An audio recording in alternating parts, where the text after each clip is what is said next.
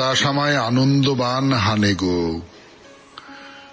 দিগন্তের ওই নীল নয়নের ছায়াতে কুসুম যেন বিকাশে মোর কায়াতে।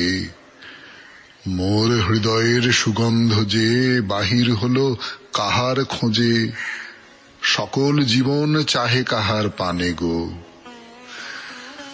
শুরু হচ্ছে আজকে শরণাগত 92.7 বিগ এফএম এ। আমি আপনাদের সঙ্গে আছি, থাকবো এখন আপনাদের সৌমিত্র বসু।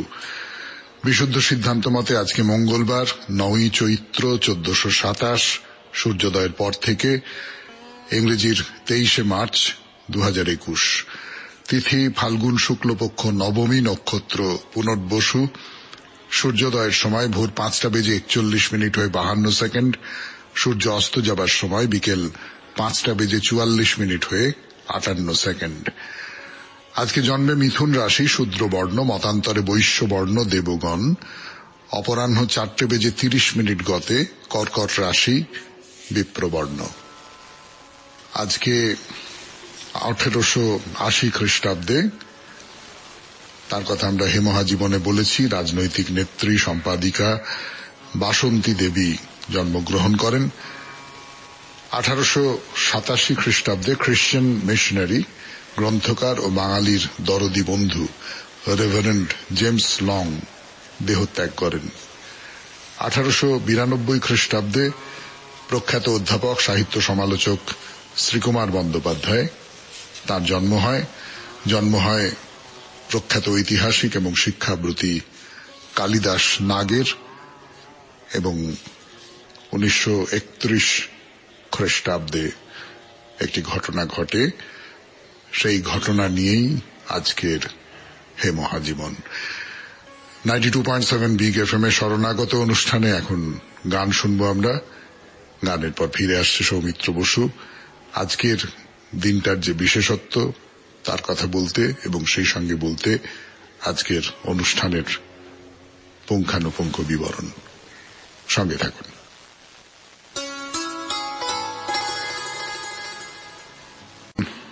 ছিল বিশ্ব জল দিবস, তার আগের দিন ছিল বিশ্ব অরণ্য দিবস। আজকের দিনটাকে বলতে পারি বিশ্ব আবহাওয়া দিবস, ওয়ার্ল্ড মেটিওরোলজি ডে। পৃথিবীর পরিবেশ, পৃথিবীর আবহাওয়া, পৃথিবীর তাপমাত্রা, বৃষ্টিপাত ইত্যাদি নিয়ে যারা ভাবনা চিন্তা করেন, গবেষণা করেন, তাদের দিন।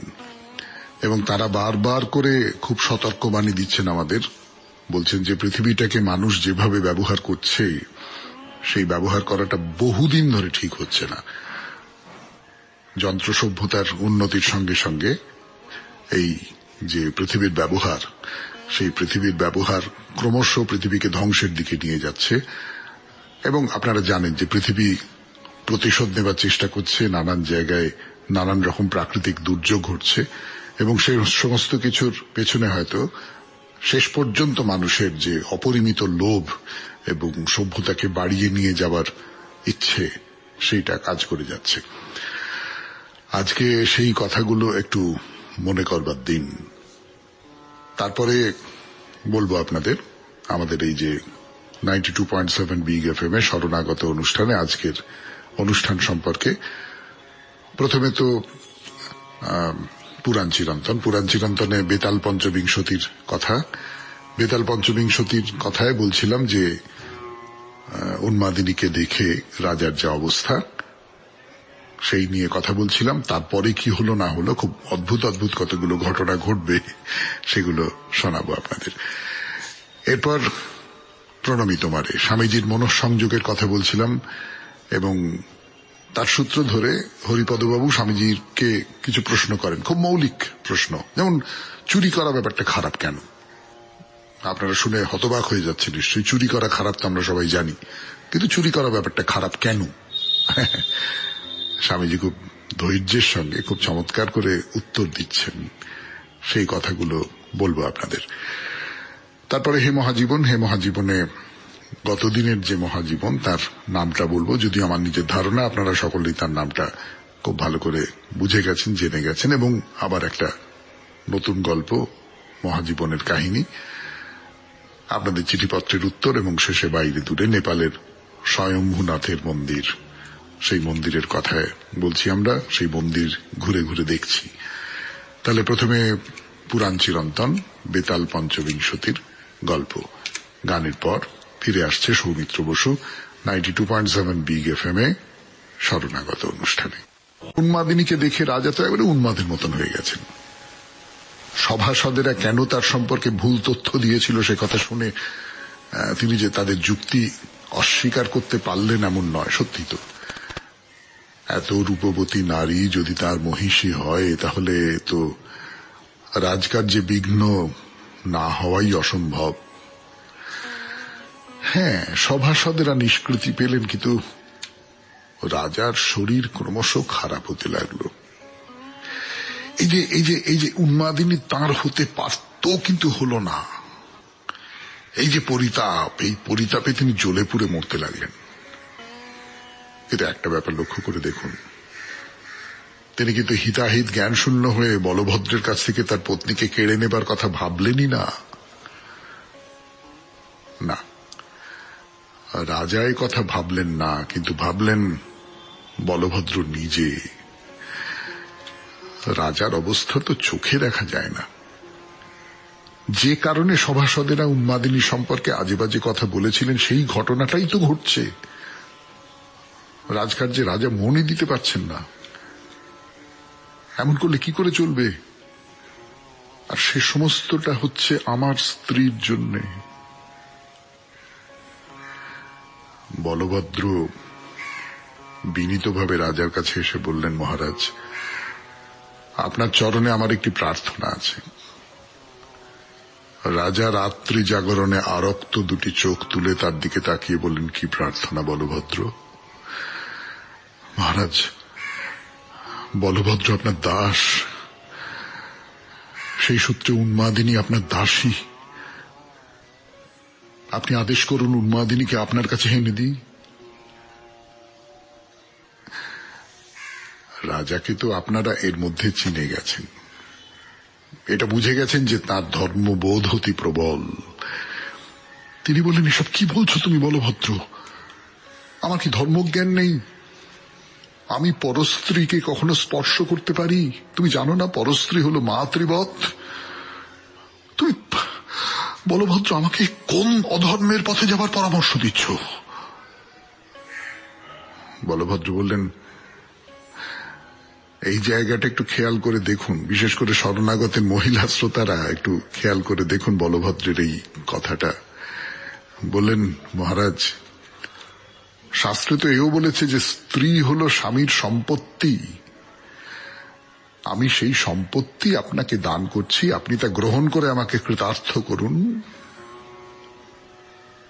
ভাবুন ভাবুন ভাবুন, স্ত্রী হলেন স্বামীর সম্পত্তি। এটা তো কেবলমাত্র এই গল্পে নয়, অন্য আখ্যানেও তো আমরা দেখেছি মেয়েদের তখন পুরুষের সম্পত্তি বলেই মনে করা হতো। তাদের নিজস্ব ইচ্ছা অনিচ্ছা কেউ জানতেও চাইতো না, তারা বলবার কথা ভাবতেও পারত না। রাজা বললেন যে না না না, তা হয় না বলভদ্র, তা হয় না। যেভাবেই হোক আমি যদি তোমার স্ত্রীকে গ্রহণ করি, তুমি যদি আমাকে দানও করো, তাহলে লোকে আমার নামে কি বলবে? না, এই অপযশ আমি স্বীকার করে নিতে পারবো না বলভদ্র, কিছুতেই না। বলভদ্রকে দেখা হলো, চেনা হলো, রাজাকে তো বটেই।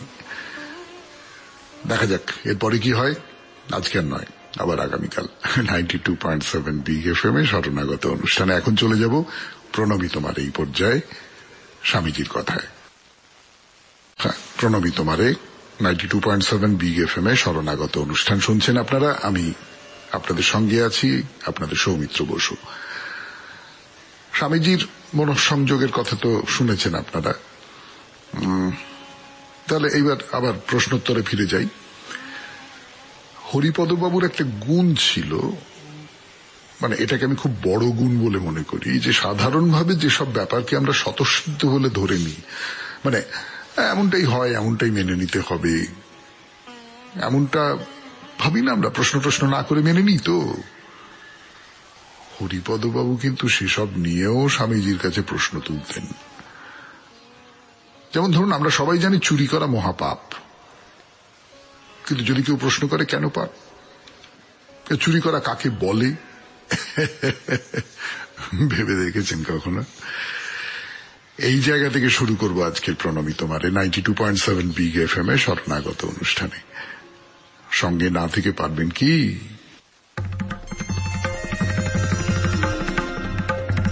চুরি করা কাকে বলে বা চুরি করা মহাপাপ কেন?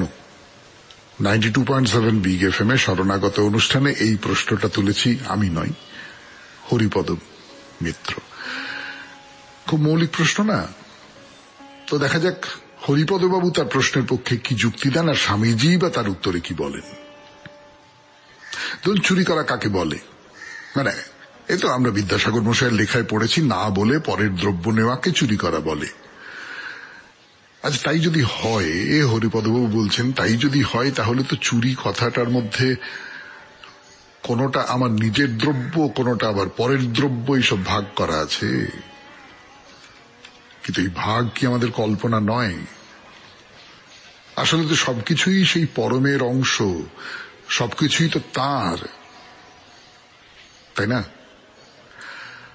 হরিপদবাবু আর একটা কথা বলছেন, আচ্ছা আচ্ছা আচ্ছা ধরুন আমার কোনো আত্মীয় বন্ধু আমাকে না বলে আমার কোনো জিনিস যদি ব্যবহার করে, তাকে কি আমরা চুরি করা বলি? তাহলে চুরির সংজ্ঞাটা কি হবে?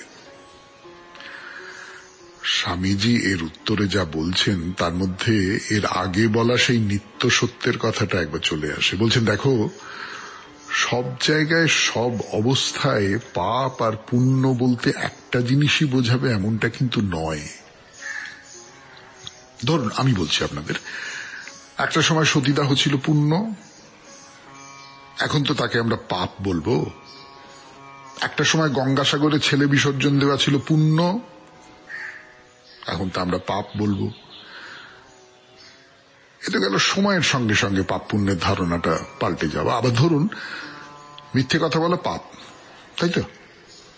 কিন্তু আপনার অসুস্থ বাচ্চাটিকে এটা খুব মিষ্টি ওষুধ, এটা খেয়েই দেখ না বলে তেতো ওষুধ গিলিয়ে দিলে কি বাবা মায়ের পাপ হবে?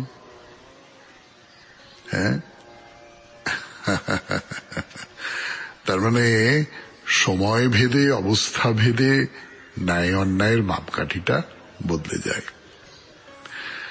স্বামীজি একটা খুব সহজ কথা বলেছেন, যাতে অন্য কারুর কোন রকম কষ্ট হয়, শারীরিক মানসিক বা আধ্যাত্মিক দুর্বলতা আসে, সোজা কথায় অন্যের কোনো ক্ষতি হয়, সেটা করাটা পাপ, না করাটা হলো পুণ্য। এই যে সংজ্ঞাটা, এই সংজ্ঞাটা নিয়েও তো তর্ক হতে পারে। ধরুন আমি যদি আত্মরক্ষার জন্য কাউকে আঘাত করি, তাকে কষ্ট দিলাম, সেটা কি পাপ? তাতে হতে পারে না। না, স্বামীজি বলছেন সামান্য কোনো কারণে অন্যের মনে দুঃখ দেওয়াটাই হলো পাপ। মনে রাখবেন, সামান্য কারণে।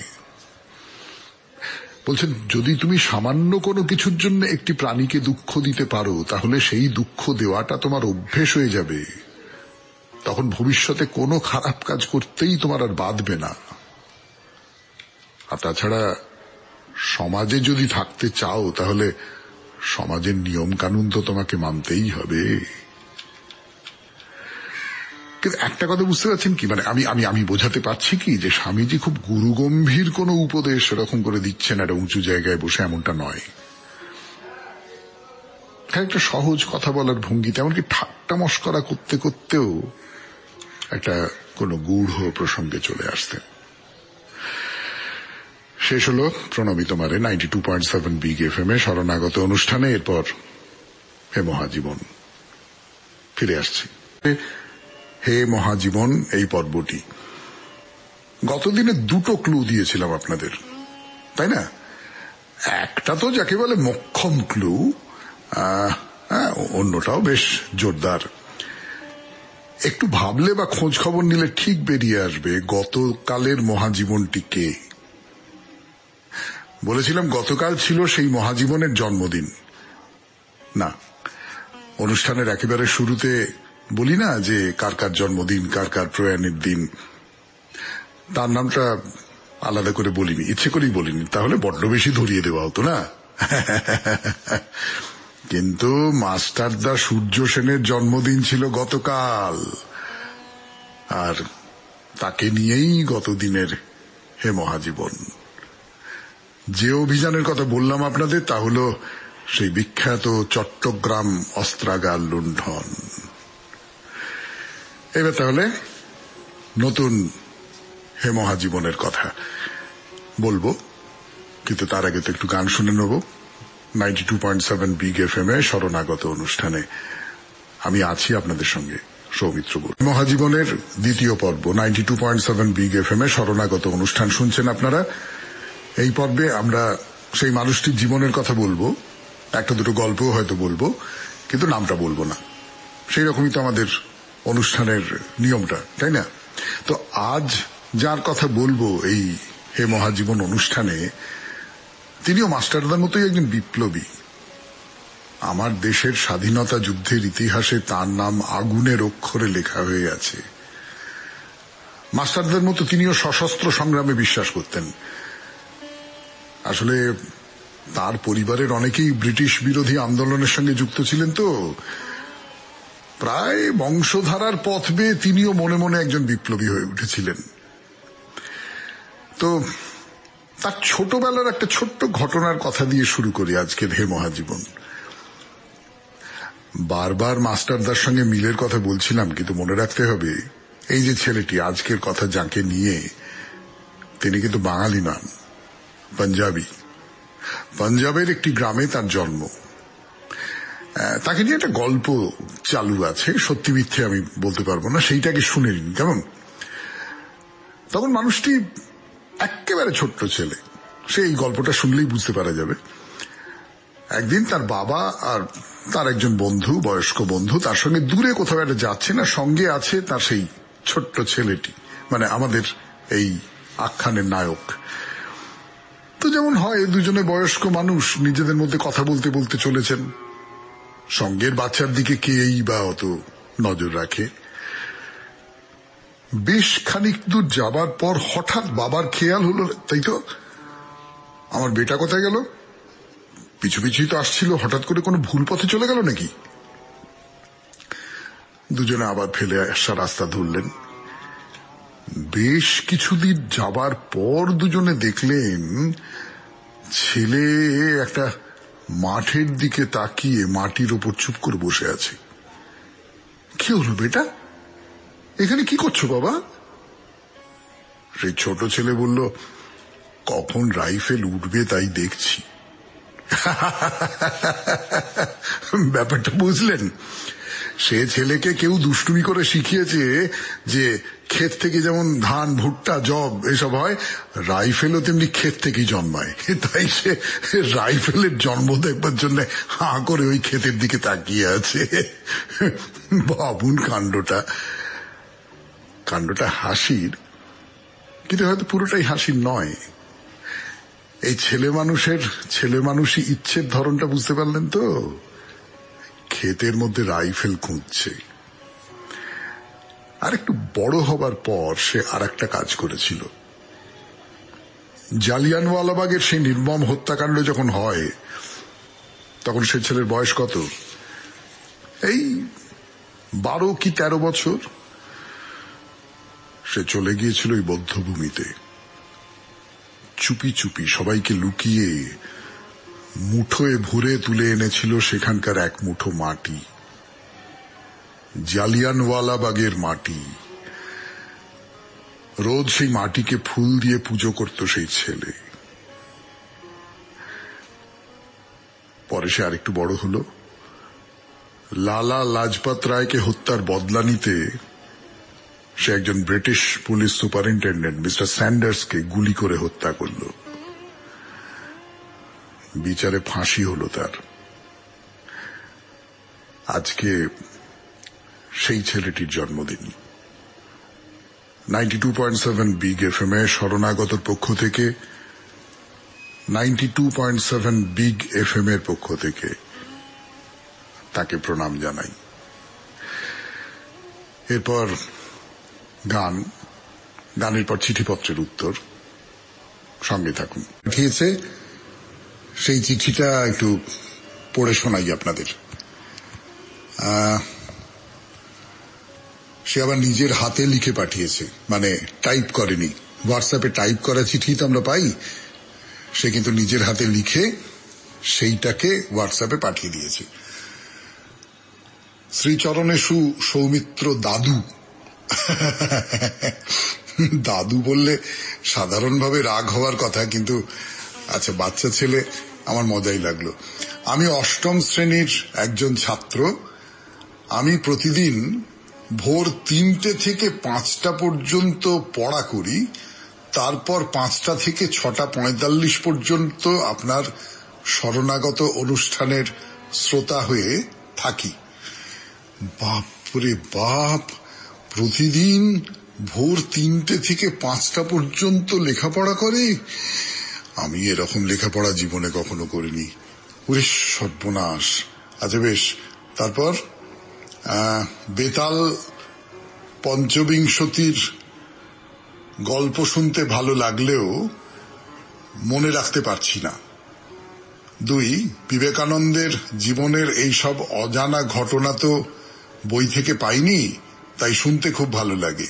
3, মহাজীবনের গল্পগুলি শুনতে খুব ভালো লাগে, তবে দুঃখের বিষয় গত 5ই মার্চ তারিখের বলা মহাজীবনের নাম 6ই মার্চ কয়েক মিনিট কারেন্ট অফ থাকায় শুনতে পাইনি। তাই দাদুর কাছে আমার অনুরোধ, ওই দিনের জীবনীর ছুতোর বাড়ি থাকতেন, রুটি ছিঁড়ে রক্ত বার করেছিলেন, নামটা পুনরায় আসরে বলে দেবেন। দ্বিতীয় অনুরোধ, মহাজীবনীকার যেমন গৌতম বুদ্ধ, তুলসীদাস, জরথ্রুষ্ট ইত্যাদি, এদের গল্পের পর ভবসাগর, গুরুদেব দয়া করো দিনের জন্যে এই গানটা বাজালে আমার যে কি আনন্দ হবে তা লিখে জানাতে পারবো না। পত্রে আপনি আমার ভূমিষ্ঠ প্রণাম নেবেন। ভালো থাকবেন, আসর পরিচালনা করুন, আর আমরা শুনতে থাকি, এই আশা রেখে শেষ করি। প্রণামান্তে শঙ্কর মণ্ডল, গ্রাম দুর্গাপুর, পোস্ট নামদাই, কালনা, জেলা পূর্ব বর্ধমান। বাহ, খুব চমৎকার চিঠি। তো শঙ্কর, তোমার চিঠিটা পড়ে খুব ভালো লাগলো। তুমি হে মহাজীবনের যার গল্প বলেছিলুম তার পরের দিনে, মানে তার নামটা শুনতে পারোনি, বেশ বলে দিই। তার নাম হচ্ছে গুরু নানক। গুরু নানকের গল্প ওটা। এই হলো 1 নম্বর চিঠি। আর 2 নম্বর হচ্ছে, তুমি আমাকে একেবারে বোল্ড আউট করে দিয়েছো। সত্যি সত্যি, ভোর 3টে থেকে 5টা পর্যন্ত তুমি লেখাপড়া করো, তারপর 5টা থেকে শরণাগত শোনো। এইটা শুনে না আমার ভেতরে কিরকম একটা বুকের মধ্যে ধুকপুক ধুকপুক করছে। ইস, আমি জীবনে কখনো এত লেখাপড়া করতে পারিনি। পরের চিঠিটি লিখেছেন, প্রিয় বন্ধু দাদা, কোনো একদিন এক অন্তরঙ্গ আড্ডায় আপনার সঙ্গে থাকার সুযোগ করে দেওয়ার জন্য অনেক অনেক ধন্যবাদ। আড্ডা মানে নিশ্চয়ই একেবারে মুখোমুখি আড্ডার কোনো ব্যাপার নেই। আমার কোনো একটা অনুষ্ঠান, কিছু অনলাইনের কিছু অনুষ্ঠান দেখেছেন হয়তো, সেই সূত্রে আমি নিজের কিছু কথা বলেছিলাম। সেই আলাপচারিতায় বিগ FM এর সঞ্চালক দাদাকে নতুন রূপে আবিষ্কার করলাম। আমাদের সৌমিত্র বসু দাদা শুধু অসাধারণ সঞ্চালক, অধ্যাপক, নাট্যকার, অভিনেতাই নন, তার মানবিক মুখ অনেকেরই আদর্শ হতে পারে। তার চিন্তা ভাবনা, সাংগঠনিক ক্ষমতা, উদারতা প্রত্যেককেই অনুপ্রাণিত করবে। বিগ FM এর এই নির্বাচনকে অবশ্যই সাধুবাদ জানাই। জহুরি প্রকৃত রত্ন চিনতে পারে, যদিও জানি এই কথাগুলো দাদাকে শুধুই বিব্রত করবে, তবু মনের কথাগুলো না লিখে পারলাম না। নাম দেননি, কিন্তু সত্যি সত্যি খুব বিব্রত করেছে। মানে আমি কোনো বিনয় না করে বলছি যে আপনার এই সমস্ত কথাগুলো আমাকে খুবই বিব্রত করেছে। খুবই, যাকে বলে, মনে হচ্ছে যে আমার পায়ের তলার মাটি যদি ফাঁক হয়ে যেত তাহলে আমি তলায় ঢুকে পড়তাম, পাতাল প্রবেশ করে ফেলতাম। আমি সেরকম কিছু নই। আসলে আপনাদের মনটা খুব কি বলবো, ভালো কথা শোনবার জন্য প্রস্তুত হয়ে থাকে, তো সেখানে সামান্যতম ভালো কথাও ওই রকম করে একটা প্রতিক্রিয়া তৈরি করে ফেলে। তাহলে চিঠিপত্রের উত্তর আজকের মতো শেষ হলো। এরপর বাইরে দূরে স্বয়ম্ভূনাথের মন্দির কাঠমান্ডুর কাছে, সেখানে আছি আমরা 92.7 বিগ এফএম এ শরণাগত অনুষ্ঠানে। গানের পর আবার চলে যাব সেখানে হুশ করে নেপালের স্বয়ম্ভূনাথের মন্দিরে। 92.7 বিগ এফএম এ শরণাগত অনুষ্ঠান শুনছেন আপনারা। এবার বাইরে দূরে শরণাগত অনুষ্ঠানে আমি সৌমিত্র বসু আপনাদের শোনাচ্ছি এই স্বয়ম্ভূনাথের মন্দিরের কথা। ঘুরে ঘুরে বেড়াচ্ছি এখন। মূল যে স্তূপটা, তার দুপাশে দুটো নির্মাণ দেখতে পাচ্ছেন তো। দেবতার মন্দিরের সঙ্গে নিজের কীর্তিকে মিশিয়ে দেবার আকাঙ্ক্ষা থেকে রাজা প্রতাপ মল্ল এই দুটো তৈরি করে দিয়েছেন, একটা নিজের নামে আর একটা তার রানীর নামে। একটু গান শুনি, গানের পর ফিরে আসছি আবার এই মন্দিরের কথায়। 92.7 বিগ এফএম এ শরণাগত অনুষ্ঠানে সঙ্গে থাকুন। একটু বলি, 92.7 বিগ এফএম এ শরণাগত অনুষ্ঠানে শুনছেন বাইরে দূরে। গোটা চত্বরটা প্রথমেই যেটা চোখে পড়ে, নানান রকম দোকানে ভর্তি। দোকান মানে ওরকম করে কোনো কাঠামো তৈরি করে দোকান নয়, রাস্তায় যেরকম মাটিতে বসা দোকান, মূলত মেমেন্টোর দোকান বা স্টল বলতে পারেন। রং বেরঙের বড় পাথরের মালা আছে, কানের বড় বড় দুল আছে, মানে নেপালি মেয়েরা যেমন পরেন আর কি সাধারণত। তার বাইরে আছে ছোট ছোট বুদ্ধ মূর্তি, হাতির মূর্তি। আপনারা তো জানেন যে হাতি অত্যন্ত শুভ এক প্রাণী। ধূপের প্যাকেট আছে। তা স্বয়ম্ভূনাথের মন্দিরে এসেছেন, এখানকার কিছু স্মৃতিচিহ্ন নিয়ে যাবেন না? আর আছে প্রচুর বাঁদর। তাদের পূর্বপুরুষেরাই তো চীন থেকে আসা সেই জ্ঞানের প্রতীক মঞ্জুশ্রীর উকুনের বিবর্তিত রূপ। সেরকমই তো কিংবদন্তি বলে নাকি। আর আছে পায়রা। না না না না, দামি পায়রা নয়, দামি একেবারে গোলা পায়রা। এই এত উঁচুতে উঠে এসে এরা ভগবান বুদ্ধের আশ্রয় পেয়েছে। এই গোটা চত্বরটা ছড়িয়ে আছে নানান রকম ছোট বড় স্তূপ, ঘণ্টা, চক্র, ধর্মের চক্র, একেবারে নেপালের নিজস্ব কারুকার্য করা সিংহ, মূর্তি, আরো সব নানান মুখ পার হয়ে যান। দেখুন সার সার প্রদীপ জ্বালানো রয়েছে একটা জায়গায়। এবারে ভেতরে প্রবেশ করি। দরজার উপরে নানান রকম ভয়ঙ্কর মুখ, মার যারা তপস্যাকে নষ্ট করতে চায়। আবার অবলোকিতেশ্বরের মূর্তিও আছে, সেখানে সিঁদুর লেপে দেওয়া আছে, বোঝা যায় পুজো করা হয়।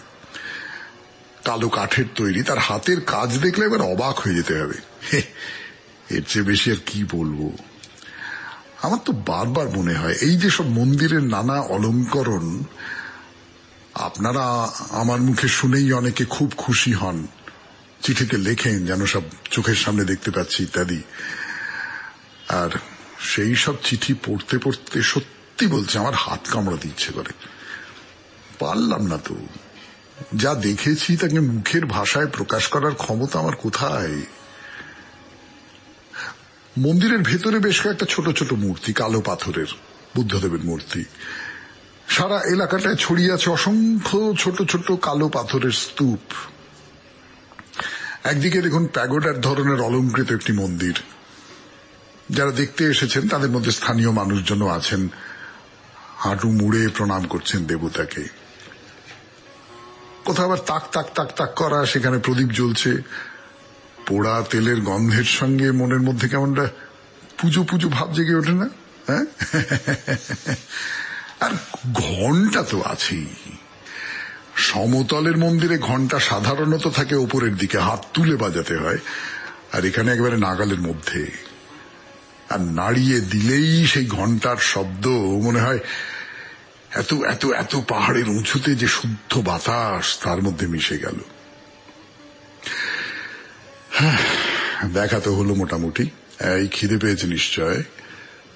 এতটা রাস্তা সিঁড়ি ভেঙেছেন, তারপরে ঘুরে ঘুরে বেড়াতেও তো পরিশ্রম কম নয়। শেষে বলি ছোট্ট একটা খাবার জায়গা আছে এখানে। না, রেস্টুরেন্ট বললে হয়তো একটু বেশি আদর দেওয়া হয়। তো আসুন, স্বয়ম্ভূনাথের মন্দির দর্শনটা পেটে কিছু দিয়েই শেষ করি, কি বলেন? সেই সঙ্গে শেষ করি আজকে শরণাগত 92.7 বিগ এফএম এ। আমাদের হোয়াটসঅ্যাপে চিঠি পাঠাবার নাম্বার 98319229